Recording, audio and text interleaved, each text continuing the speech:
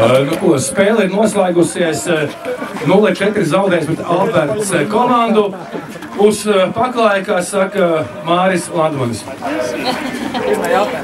Par spēli. Man viens. Tā, par spēli. Pagājušajā spēlē pietrūka asums. Šodien runājam par noskaņošanos no pirmajām minūtēm, un laikam noskaņojamies pārāk asi. Tam azartam un asumam piepalīdzēja arī pāris tādi apšaubāmie lēmumi.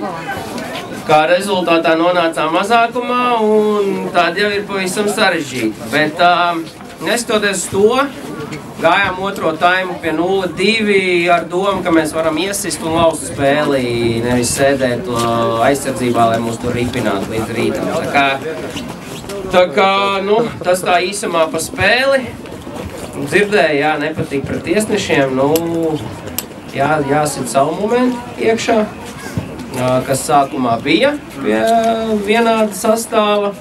Un par tiesnešiem, man bija jautājumi pēc tukumspēles. Es zinu, Kristian, Pēc tukumspēles bija jautājums, kur atbildēja, ka bija tur kļūdiņi no viņa puses. Pēc RFS spēles arī bija jautājums un atbild, ka bija kļūdiņi no viņas puses. Bet, kā lai saka, neko sliktu es teikt nevaru, jo tad man var neielaist stadionā.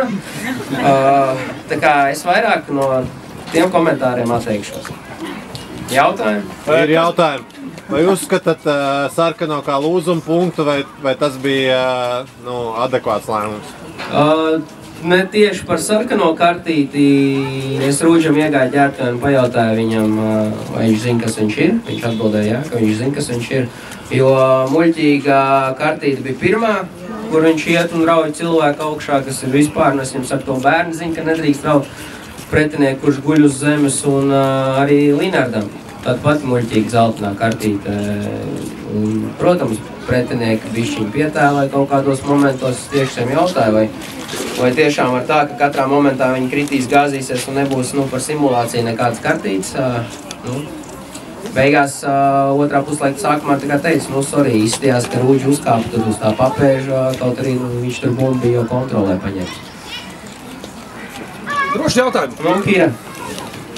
Nekā jums gaļa ar smilteni? Tās bija labas atmiņas, ne? Gribās tādas vēl piedzīvot. Tā kā nākamnedēļ Rīga FC izbraukumā, Mežparkā, tālais izbraukums uz Mežparku, tā kā tiekamies. Trešajā pret Skāstu šeit. Jā, tā kā baigie izbraukumi un par Rīgu padzīvosimies. Labi, nekavējamies. Visu Latvijas malači sāk tikko spēlēt, tā kā dodamies pie televizoriem un atbalstam Latvijas hokeja izlases. Jā. Un varbūt mūsu svētais moceklis Edmunds Toviskis Latvijas futbolu, lūdzu pateikt, viņš šobrīd sāk komentēt bezpaules par kanālā Polijas līgu, Ja kāds tiešām, paskatieties vienkārši, lai jau sevi, viņš jau dara kādam. Paldies! Paldies!